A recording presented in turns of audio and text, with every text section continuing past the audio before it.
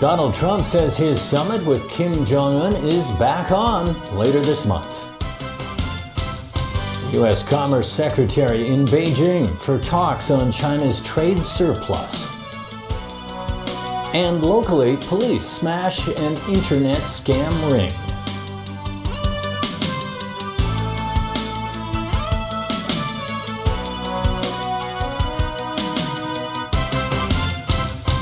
Good evening. Right after meeting with the second most powerful man in North Korea, U.S. President Donald Trump announced his summit with Kim Jong-un is back on. Trump solidified plans for the unprecedented nuclear-armed summit on June 12th in Singapore after a 2-hour talk with Kim Jong-un's right-hand man. That's when Kim Yong-chol presented the president with an extra-large personal letter from Kim Jong-un. We'll be meeting on June 12th in Singapore. It went very well. And don't forget, this was a meeting where a letter was given to me by Kim Jong-un, and that letter was a very nice letter. Still, Trump tamped down talk of immediate denuclearization, admitting the process could take years. I think all we're going to do is be there on June 12th, and we're going to see what happens. We're not going to go in and sign something on June 12th, and we never were. We're going to start a process. And I told them today, take your time. You can go fast, we can go slowly. But I think they'd like to see something happen, and if we can work that out, that'd be good. But the process will begin on June 12th in Singapore. Trump made it clear until North Korea makes good on its latest promises, U.S. sanctions will remain in place. We had hundreds of new sanctions ready to go on. And the director did not ask, but I said I'm not going to put them on until such time as the talks break down. Meanwhile, at a security conference in Singapore, worry was expressed that Trump may negotiate reducing America's troop presence in South Korea as a result of North Korea's promise to denuclearize. But U.S. Defense Secretary Jim Mattis said that's not the case, at least for now. Those troops are there as a recognition of a security challenge. Obviously, if the diplomats can do their work, if we can reduce the threat, if we can restore confidence-building measures with something verifiable, then of course these kinds of issues can come up subsequently between two sovereign democracies, the Republic of Korea and the United States. But that issue is not on the table here in Singapore on the 12th. Japan's defense minister added it's important not to reward North Korea for just agreeing to dialogue. Japan is adamant there should be no rewards for North Korea until it dismantles all of its nuclear and ballistic missile programs. At that same Asia Security Conference, the U.S. Defense Secretary slammed China for what he called intimidating actions in the South China Sea. He also reiterated the Pentagon's commitment to working with Taiwan. China's policy in the South China Sea stands in stark contrast to the openness of our strategy. It calls in to question China's broader goals. The U.S. will continue to pursue a constructive, results-oriented relationship with China. Cooperation, whenever possible, will be the name of the game, and competing vigorously where we must. Of course, we recognize any sustainable Indo-Pacific order has a role for China. The Department of Defense remains steadfastly committed to working with Taiwan to provide the defense articles and services necessary to maintain sufficient self-defense consistent with our obligations set out in our Taiwan Relations Act. The comments made by Mattis come at a time of increased tension over China's military buildup in the South China Sea. Last month, China's Air Force landed bombers on the disputed islands. Satellite photos also showed China may have deployed truck-mounted surface-to-air missiles on Woody Island. The move triggered concern by Vietnam and the Philippines. The U.S. Commerce Secretary has begun talks in Beijing with Chinese envoys on the first day of his two-day visit. Wilbur Ross's trip comes after the Trump administration launched steel and aluminum tariffs against Western allies and renewed its threats of more tariffs on Chinese goods. As he left his Beijing hotel for high-level meetings, Wilbur Ross wasn't answering questions from reporters. Ross is expected to press China to commit to buying more U.S. agricultural, energy, and other products to narrow a record $375 billion U.S. dollar trade deficit.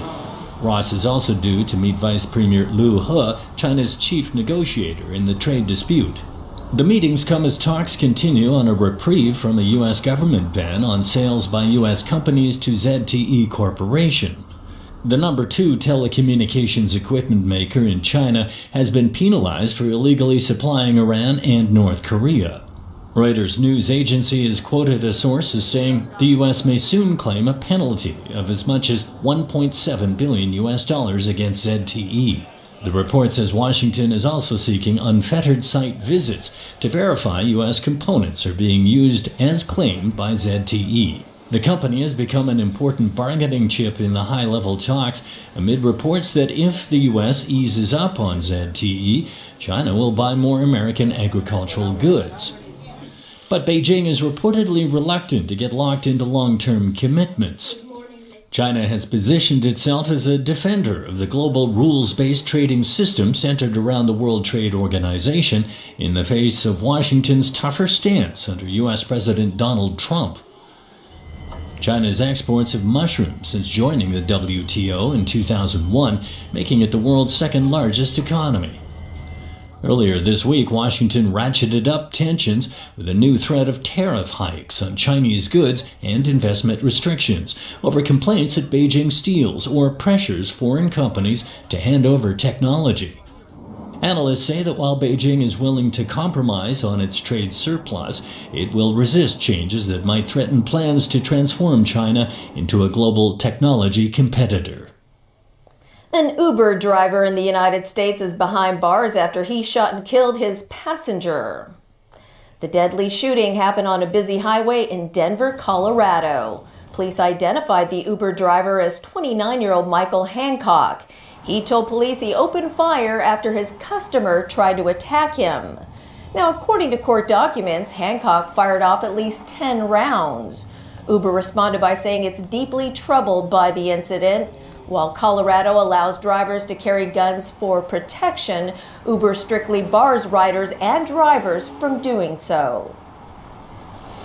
Elsewhere, rival UN Security Council resolutions to respond to the escalation of violence in Gaza both failed on Friday.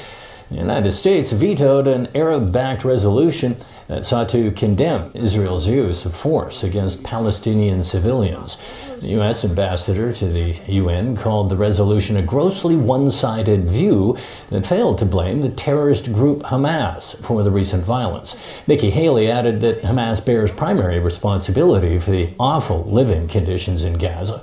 Meanwhile, a second U.S. drafted resolution that blamed Hamas for the violence while upholding Israel's right to defend itself failed to attract any other country's support.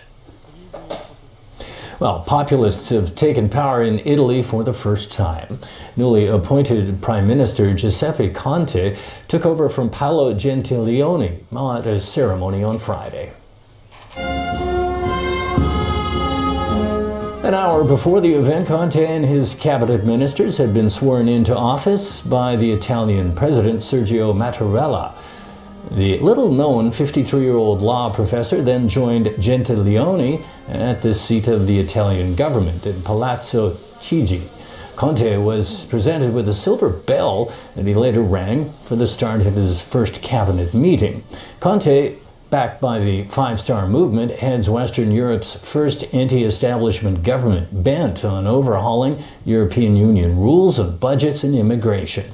A vote of confidence on Conte's government in the upper and lower house will take place next week. Back here at home, police have arrested more than a dozen people on suspicion of running an internet scam ring. Victims lost handbags, mobile phones, and even expensive cars.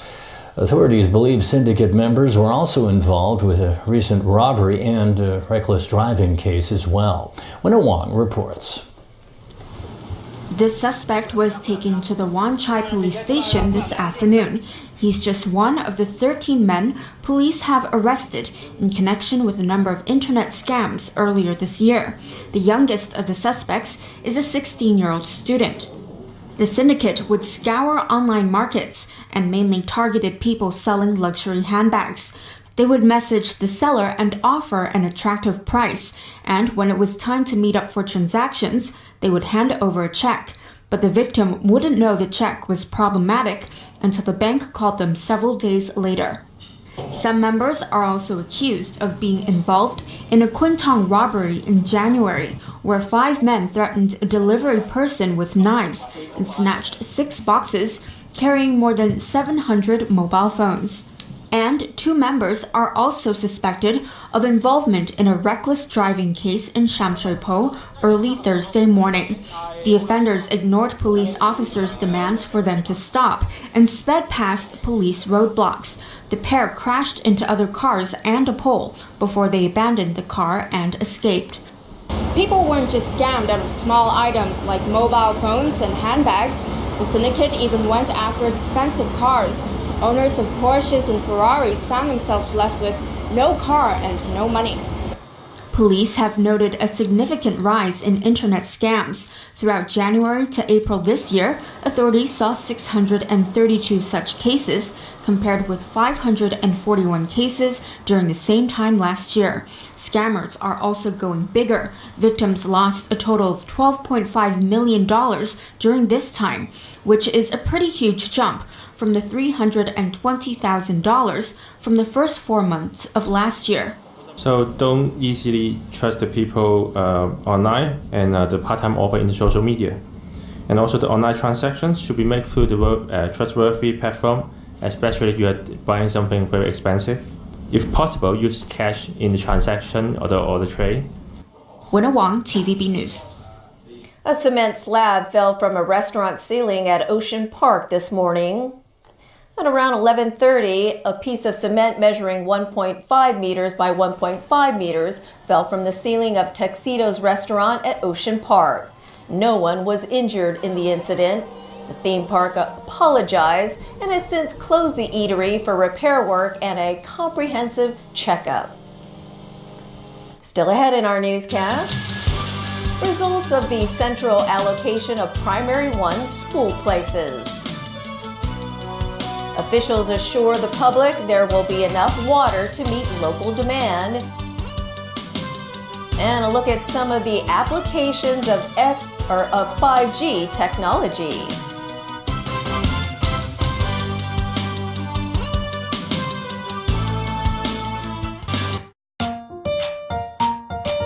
砌模型要一步步咁去做，要確定選民資料啱唔啱，就要咁樣做。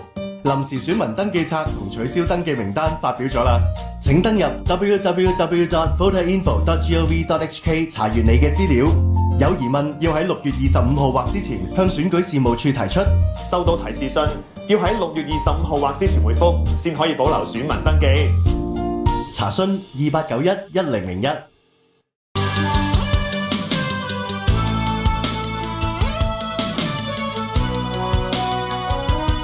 Welcome back. The results are in for children entering Primary 1 who earlier applied for school places under the central allocation system. As Kena Chu reports, around 70% of the applicants were allotted their first 3 choices. Hundreds of parents were queuing up at this Kowloon Primary School early this morning. The reason? The results for this year's central allocation of Primary 1 school places are out, and they're here to see which school their kids have been allotted to. This father, who spent more than $10,000 a month on his daughter's interest classes, was happy with the result. Which school did you get in? Maryland. And which choice was this? The first one really cannot sleep. Yeah, just sleep a couple of hours. Now we go out to the sea with our yacht. However, this mother was very disappointed because her son was not allocated to any of their choices. This year, around 32,000 children applied for Primary 1 places under the government's central allocation scheme in February. There were fears that children entering Primary 1 this year would face tougher competitions than usual because of a surge in the number of births during the Year of the Dragon 6 years ago. But it turned out that up to 69.9% of the applicants this time round still managed to get a place in one of their top 3 choices.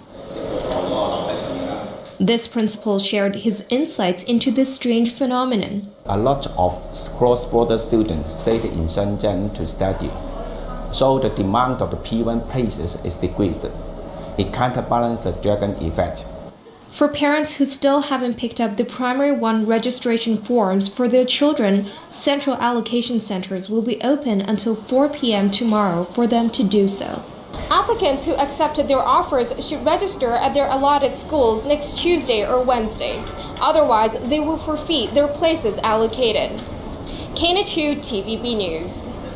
March was held this afternoon ahead of the 29th anniversary of the June 4th crackdown in Beijing. Around 30 protesters took part in the march, which started at Western Police Station and concluded at the central government's liaison office. They attempted to post a letter of petition at the liaison office's entrance, but were stopped by police officers.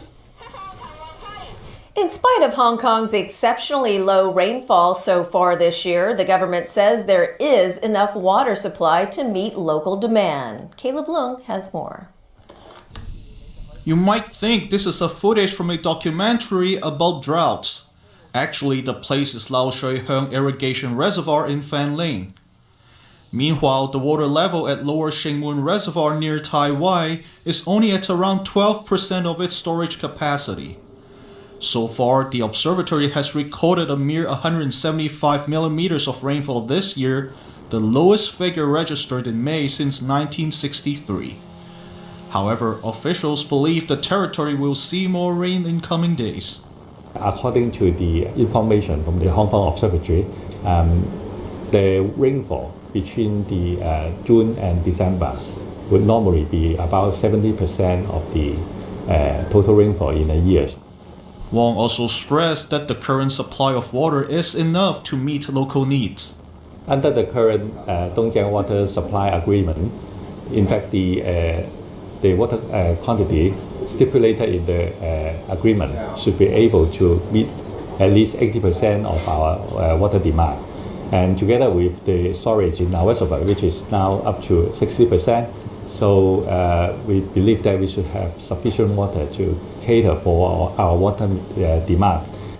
Wong also said the water level at Lower Shingmun Reservoir had been intentionally lowered.